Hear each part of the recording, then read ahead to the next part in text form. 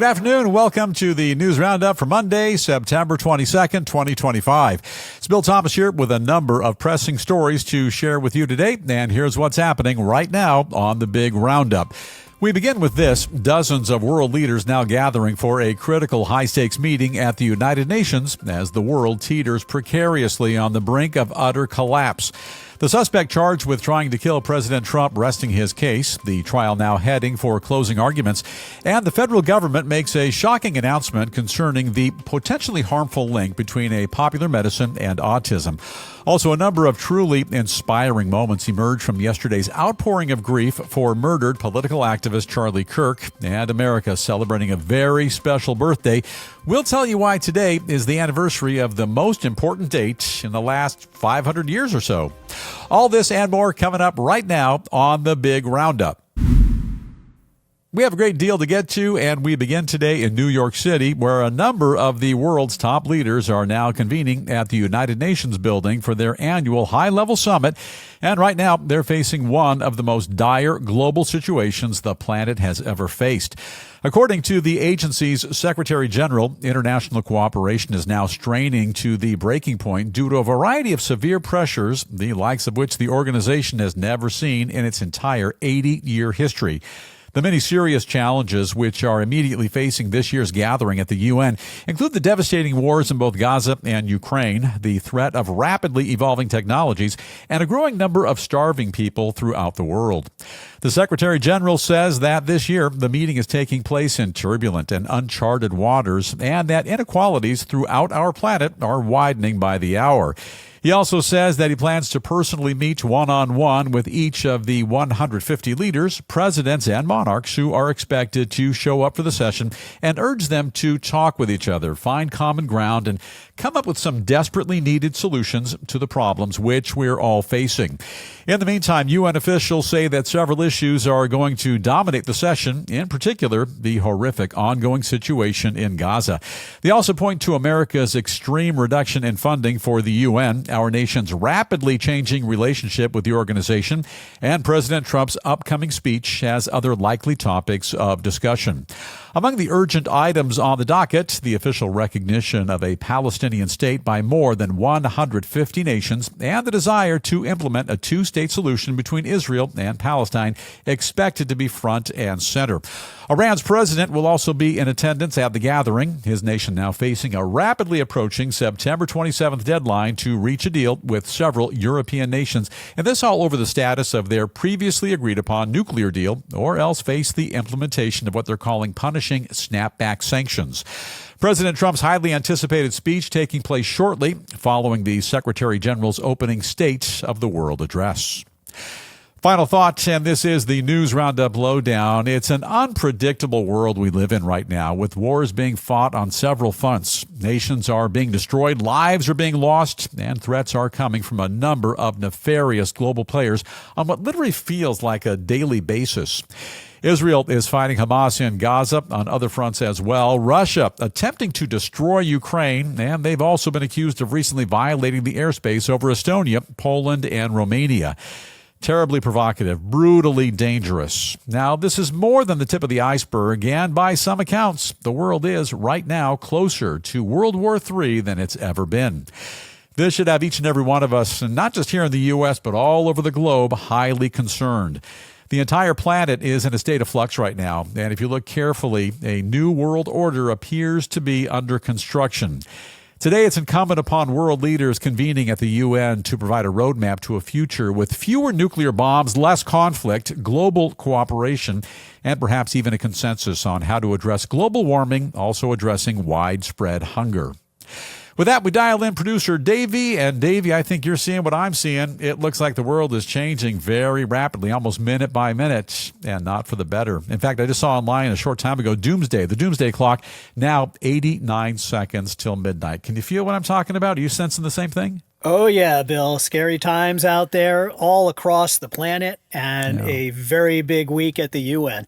Yeah, okay, your thoughts and your comments, bring them on right now. We are at newsroundupwithbill@gmail.com. Dave, I can see on the email list, tons and tons of notes are coming through. And pick the first one. What do you got? Okay, Bill, here's one from Chuck in Morgantown, West Virginia. Afternoon, Chuck. What are you thinking? Chuck says the UN went off the rails decades ago, and now it's just an excuse for globalists and problem countries to manufacture non-existent issues and stir up trouble. Well, that's wholly inaccurate. Outside of the two major wars that are happening right now, first off, Russia and Ukraine, also Israel and Hamas. Iran is also a potential threat. North Korea, it's on everybody's radar.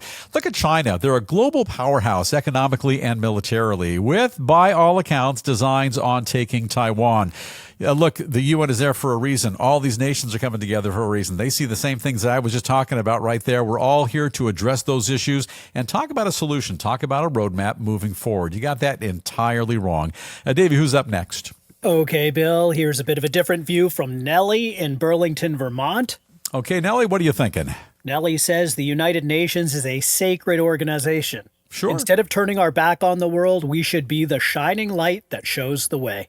Yeah, and we have shined that light for a number of years, and I think we are making significant contributions to the UN. The UN is saying now that we're not paying enough into the organization. I think traditionally over the years, we've contributed at least as much, and in my estimation, more than the other nations. So I think we are doing our part. It's a great idea that we're all coming together at the UN and trying to chart a course moving forward. Change things up just a bit now, turning our attention to the trial of 59-year-old suspect Ryan Routh. He's the one currently appearing in a Florida courtroom and representing himself against charges that he tried to kill then Republican candidate Donald Trump on a West Palm Beach golf course. That happened last summer. We all remember it very well. Now, Routh choosing not to testify on his own behalf and now resting his defense after only a few short hours of often confusing testimony, which I'm sure you can imagine, during which he was repeatedly cut off by the presiding federal judge who's in charge of that trial. Now, despite a warning from the judge that he was repeatedly crossing the line, the defendant persisting with the interrogation of a pair of friendly witnesses who were called to the stand to testify about the suspect's supposedly peaceful and nonviolent nature. Routh was also asked a number of meandering and confusing questions to a Marine Corps veteran whom he brought into the courtroom as a firearms expert. Those questions focusing on the Chinese-made assault rifle, which was found at the scene of the crime, as well as the likelihood that it could ever get the job done. Ultimately, the defendant doing such an apparently poor job that prosecutors now say they may not even have to present a rebuttal to his arguments. Meanwhile, closing arguments are in fact set to begin shortly. We'll let you know when those get underway. The suspect's defense followed 7 days of testimony from dozens of witnesses who were brought in by federal prosecutors. They were trying to prove beyond a reasonable doubt that Routh came within a few hundred yards of killing then candidate Trump when the president was playing a round of golf on his very own West Palm Beach golf course last September. Among the witnesses, the Secret Service agent who first spotted Routh hiding in the bushes before the defendant fled the scene, the person who sold the gun to the defendant, and a pair of brothers who received a sort of confession letter from Routh, which was sent to them months before the alleged assassination attempt. A final thought, and this is the News Roundup Lowdown. There's only one thing in the world that's dumber than trying to assassinate a major candidate for president of the United States, and that's going to court and acting as your own defense attorney in your attempted murder case. What are you thinking? At the end of the day, he knows he cannot defend himself well, and right now, he's nothing more than a lame duck in the courtroom. This Ryan Routh fella, incredibly outwitted by virtually everyone else in the courts, including the stenographer, the bailiff, even the janitor. The evidence is overwhelming. He'll never be acquitted, and a loud guilty verdict will be handed down very shortly. However, and yes, producer Davey, there's always a however, he's going to work the system, maybe aim for a mistrial, or perhaps ask for a court-appointed attorney to more effectively represent him. Now, most folks like this defendant usually have some kind of goofy angle, but by and large, he's simply wasting time, resources, and money, making a mockery of the court, and he's only prolonging the inevitable, which will be a lengthy prison sentence. And drop us a note with your thoughts or your comments. You're going to catch us at newsroundupwithbill@gmail.com. Davey, over to you, and who's up first? Quite a few messages coming in, Bill. We start with Hector in San Antonio, Texas. What you got, Hector? Hector says this Routh trial is going to be short and sweet, and God willing, it won't be long now before another violent liberal is behind bars for life. Yeah, and I think he will be behind bars for life. I don't think this is going to be a 5 to 10. This is a guy who was caught with a deadly weapon trying to assassinate a major candidate for president of the United States. This is a bad guy, and the fact that he's in court trying to defend himself, maybe he's shooting for an insanity plea at the very end. But yeah, it's all but wrapped up. He's going away for a long, long time. And who's up next? Yeah, you're right, Bill. And to follow up on what you just said, here's one from Terry in Bend, Oregon. Okay. And Terry says, you're right. Ryan Routh is a loon. And because of that, he should be found not guilty by reason of insanity. Well, he's not crazy. He's just kind of wacky. It's a guy who was hiding in the bushes with a high-powered rifle, accused of attempting to murder a guy running for president. He's a thug and a punk and a coward, and he's not crazy. He's just a coward. He's also a threat to society and should spend the rest of his life behind bars. You know, when a guy has a conflict with another guy, I'm a guy, Davey, you're a guy, you sit down, you kind of talk it out. Some people, they kind of lose their cool, turns into fisticuffs, but by and large, you try to work things out. You don't hide in the bushes with a high-powered weapon and try to murder somebody. All right, switch things up just a bit now and turn our focus to a significant warning being issued by the Trump administration as they look to uphold their sacred pledge to make America healthy again. Do we say Maha, Davey? Is that right, Maha? I think that's correct, Bill. Maha. Sounds good to me. President Trump himself sounding the alarm that using Tylenol while pregnant can indeed lead to a higher risk of developing autism in their unborn babies, saying that starting immediately, the Food and Drug Administration, the FDA, will begin notifying doctors nationwide about that potential link. He says that moving forward, his administration now advising pregnant women to stop using the over-the-counter pain medication known as acetaminophen. Tylenol, of course, is the brand name, unless they come down with a very high fever or it's medically necessary. In the meantime, leading medical experts continue to claim that acetaminophen still remains safe to use during pregnancy when taken in moderation and that it's still the safest painkiller to use during pregnancy. They claim that today's announcement simply not backed by the full body of scientific evidence and that the message is harmful, confusing, and potentially dangerous. Yeah. Researchers at a New York City medical school, they recently revealed a study showing that prenatal exposure to acetaminophen could potentially increase the risk of a number of neurological disorders, including autism and ADHD, ultimately concluding that more studies are needed, but that due to the medication's widespread use, even a small risk has major implications. In case you're not aware, HHS Secretary RFK Jr. has long vowed to make autism one of his priorities, promising to eventually get to the bottom of our nation's unprecedented rise in autism rates. It's alarming. Additionally, the administration now announcing plans to approve a drug called leucovorin to treat people with autism. The drug is often currently used to treat both cancer and anemia. Final thought, and this is the News Roundup Lowdown. Now, Tylenol has been widely available and universally taken to address a number of ailments for many decades. And to my recollection, I've never heard of any complaints or side effects caused by the use of Tylenol. Nevertheless, if new research indicates that it could be problematic for use among women who are pregnant, then avoiding the drug, or as some folks call it, the analgesic, it would clearly be well advised. So, you know, though, Tylenol is the brand name for acetaminophen, and if the federal government is issuing a warning, it seems to me the warning should be a little more fair and generic and aimed at not just Tylenol, but all pain relievers which contain acetaminophen. Now, I checked out the website liverfoundation.org, and they say that acetaminophen is found in more than 600 different over-the-counter and prescription medicines, including generic and store-brand pain relievers, fever reducers, and sleep aids, as well as cough, cold, and allergy medicines. Don't just attack Tylenol. It almost sounds like Tylenol is being targeted. And if the claims are true, then the health warning should be far more broad and inclusive. With that, take a couple of aspirin and share your thoughts or your comments with us. And we're at newsroundupwithbill@gmail.com. Davey, I take Tylenol now and again. Seems to fix whatever was bothering me. And what do you say about all that? Well, I guess my question to you would be, Bill, would you still take it now after the warning? Well, yeah, I think the warning is directed toward women who are with child, women who are pregnant, but they're not really issuing a warning for the general population, just that one segment of the population. But I've heard Tylenol being used by virtually everyone I've come in contact with over the years for any number of ailments, inflammation, pain in the extremities, a headache, whatever. Tylenol seems to fix pretty much everything. Yeah, well, it's a very popular medicine that's used by millions of people. So this is a big announcement. Big announcement indeed to the email bag. And what are folks saying? Okay, here's one from Doug in New York City. Okay, Doug, very good. And Doug says, when you put incompetent doctors in charge of federal policy, this is what you get.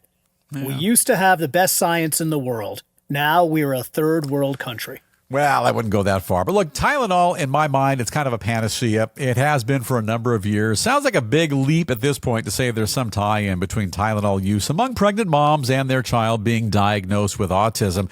I'm sure the research is there, but I'm not sold one way or the other. But always err on the side of caution. Now, a couple of additional headlines we are keeping a close watch on here in the News Roundup newsroom. Tens of thousands of mourners. They attend yesterday's memorial service in Arizona for murdered political activist Charlie Kirk. During the ceremony, his wife, Erica Kirk, tearfully forgiving the 22-year-old suspect accused of the crime, and President Trump hailing Kirk as a great American hero and a martyr for freedom. The funeral service also inspiring the president and the world's richest man, Elon Musk, to actually shake hands. I saw the video. They were shaking hands, and apparently looks like they've buried the hatchet, at least for now. To the international stage in Russia, Russian President Vladimir Putin saying that Moscow now planning to stick to the terms of his country's nuclear agreement with the U.S. for at least another year, urging our nation to do the same. That pact, which limits the deployment of nuclear arms, set to expire just several months from right now. And in related news, North Korean leader Kim Jong-un now saying that he'll only negotiate with the U.S. when we stop demanding that his country entirely eliminates their nuclear weapons program, adding that he says he needs those weapons to protect his nation from ongoing threats. We'll turn now to the world of business and a quick glance at a number of developing stories which are making headlines today in finance, also in commerce, trade, and more.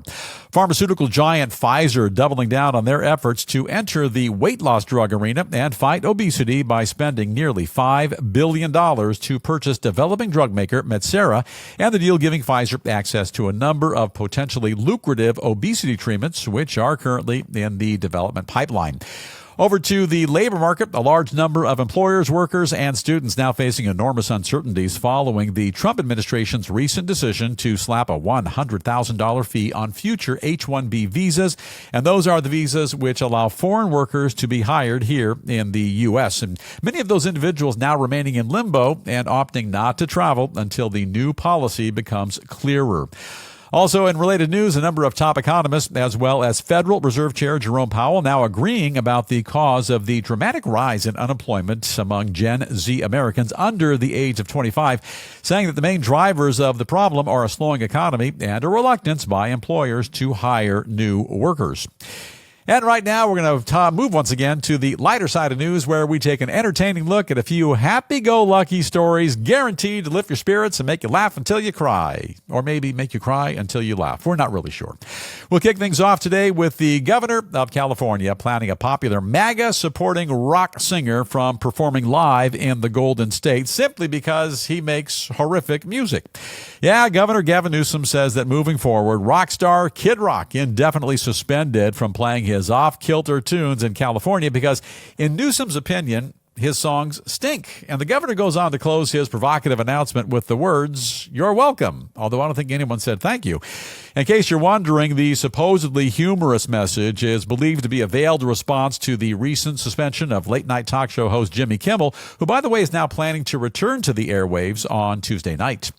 When California's Governor Gavin Newsom speaks, this is my opinion, it's kind of best not to listen. First, he hasn't got a clever thought in his liberal head. His state is crime-riddled. He's an ineffective, disrespected, retaliatory leader. And because he has no talent, he wants to stop others from sharing theirs. Makes no sense. Hey, look, truth is, I'm no big fan of Kid Rock, but by the power vested in me as your friendly neighborhood podcast host, I am hereby overriding Governor Newsom and reinstating Kid Rock's right to perform in my home state of California and, in fact, all over the country. I think I just shut the governor down. That felt good. Now, Producer Davey, I need a vacation from that gruesome Newsom fella. And where do we go from here? You need a vacation, Bill? I need a vacation. Well, you got one with this next story. Very good. We're going to cruise along now to a story apparently about a New York car lover who's taken his love of a popular 1980s comedy movie to a whole new level. A car enthusiast now driving all around the Empire State in a trio of Ford Country Squire station wagons. I know those rides, and in case that model doesn't ring a bell, you'll recognize it as soon as you see it because it's the spitting image of the wagon which was driven across country by the Griswolds in the classic movie National Lampoon's Vacation. That's the one starring Chevy Chase. And correct me if I'm wrong, David, there were 3 or 4 of those movies. This was the one they used in the first Vacation movie, right? Indeed it was, Bill. He says that when he bought his ride back in 2014, he had no idea that his wagon was the same model used by the Griswold gang when they made their legendary trip to Wally World back in 1983. He bought it for a meager $2,000 simply because he said he needed a cheap car, affordable transpo. However, he says the light bulb went off when he eventually caught the movie again, and now for the past 11 years, he's been journeying around town with matching luggage and a fake Aunt Edna tied to the roof of the car in honor of that big movie. Says he now owns 3 identical Griswold wagons, each with their own personalized vacation-themed vanity license plates, and he says they always bring a huge smile to people wherever the road takes them. You know, some folks are fond of the goofy DeLorean from the Back to the Future movies. Some folks, they're more dialed into the Pontiac Trans Am from Smokey and the Bandit. But clearly, the family truckster, I think you can see it over my shoulder, the family truckster is the most well-regarded movie car of all time. And like the car salesman in that movie said, Davey, you might remember this one, you think you hate it now, but wait till you drive it. And producer David, do you have a favorite TV or movie car? Oh, yeah, Bill. If you asked me, I guess I would have to go with the that hot rod from the Munsters. Oh, the Munster Mobile, especially with Marilyn riding in the, what do you call that thing in the back? It's not a back seat. Rumble seat. Marilyn, yeah. Remember the rumble seat and she's in the back? Of course, yeah. I mean, that was a perfect ride for a family outing. Pat Priest and Beverly Owen, 2 fine Marilyns. My favorite movie or TV ride, Davey, has got to be the bus from the Partridge Family TV show. You know the one I'm talking about. Look at that paint job, for crying out loud. And look how big that bus is. It's got plenty of extra seats. And in case you forgot, it was used to transport the fictional Partridge Family on their musical tours all over the country, from Carnegie Hall to the Hollywood Bowl to the local city park. All the Brady Bunch had was that generic-looking blue or brown station wagon, which, by the way, Mother Brady crashed in one episode. Remember all the damage on the right rear quarter panel? Did you ever see that, Davey? I vaguely remember that. I do remember that. Wasn't there like a contest between Greg and Marcia, a driving contest? And something remember about that one egg? as well? Yes, an entirely different episode. But if it's a Brady Bunch episode, it's a good episode because we love the Bradys. Not as much as the Partridges. Now, the good rides, they're apparently aged out. And producer Davey, where do we go from here? Well, Bill, it's a very special day today. So it is, I will let you bring it in. Okay, finally today, in honor of National Centenarians Day, which is our nation's official holiday to celebrate people who are over the age of 100, we commemorate the birthday of a very special person. And Davey, who are we talking about? Who's the special person today? Well, Bill, that person would be you. I almost forgot. Today was my birthday. I asked you not to bring that up. I appreciate you bringing it up. A little embarrassing, but thank you very much. Any birthday greetings coming in today? Oh, Bill, we've got a lot of birthday greetings, believe it or not. A lot of people, a lot of your listeners have been checking in, and some of them are luminaries. Well, let's go to the luminaries. Let's go to the big shots. Okay, well, let's start off right at the top. You can't get any bigger than this. This one is from Don. Okay. And JD. From the White House? It's I believe so, Bill. It says Don and JD. Wow, that's amazing. Any thoughts or just a birthday note? Oh, no, here's the note. It says, "Happy birthday, big guy. Thank you for being a wonderful patriot and doing all you can to make America great again." That's a beautiful sentiment. Thank you very much, Mr. President, and thank you, Mr. Vice President, as well. Anybody else chiming in on my birthday, or is that it? No, there's plenty more, Bill, but I just want to say that was in all caps, by the way. No, that's beautiful. All caps, yeah. So we have a few more presidents who look like they're checking in with you here. We have Barack, Bill, and George. Wow, 3 former presidents for my birthday? Indeed, and I don't think they're a rock group. I think I think they're former presidents here. Just amazing. They have they've sent a very cordial note, and it says, "Warmest regards on the occasion of your birth." Wow. Is there by chance a tear forming right here? I can't tell. I don't know. I mean, it's, yeah. Brings a tear to my eye. It does. I would think so. We got plenty more, Bill. We have plenty of messages and not a whole bunch of time. So let me go straight to, Okay. Here's one from one of your favorites, Bill. Very good. It says, "We're all out of love, Bill, but happy birthday anyway. Your friends with Air Supply." Air Supply, Russell Hitchcock and Graham Russell. I'm a huge fan. Time for one more, and then we got to wrap it up. All right, Bill. Well, I think we've saved the best to last. Okay. Okay. And this one says, well, should I tell you who it's from or should I tell you what it says Sure. first, Bill? Who's it from? It's from Barbara Streisand. An old love interest. Fantastic. What does Barbara say? She says, "May all your dreams come true, Bubba. Call me sometime and let's catch up, Babs." Now, Barbara Streisand and I, we dated for a short time back in the 1970s. She credits me for her move from Republican to Democrat. It didn't end real well, but the fact that all these years later, she would send me a birthday greeting on my special day, that makes me feel good deep inside. Thank you very much, Babs, and I will call you shortly. And now it is time for us to call it a wrap on the Don't Strain Your Brain Monday edition of the Big News Roundup. And before we go, as we do each and every day here on the program, we share with you a very notable quote. And these intriguing words come to us today from the great John Steinbeck, who said, "No man really knows about other human beings. The best he can do is to suppose that they are like himself." Steinbeck was a legendary American writer who won the Nobel Prize for Literature in 1962. His classic works include The Grapes of Wrath, Of Mice and Men, of course, and East of Eden. Now, that's the one he wrote about Jeannie, Barbara Eden, right? No, Bill. I think you're confusing Barbara Eden with East of Eden. Oh, my error. Sorry about that. And now it is time for us to bust on out. But before we do, don't forget the News Roundup motto. Ask not what your podcast can do for you. Ask what you can do for your podcast. And that all you can really do is simply subscribe to the program. That way you never miss even a single episode. And for now, it looks like our time is officially up. Thank you very much for the birthday greetings. Have an awesome day today. Please stay safe. Let's all continue to watch out for one another. And Engineer Jamie, I'll ask you to please gently dim the lights. Let's fade to black, and we'll see you right back here tomorrow afternoon.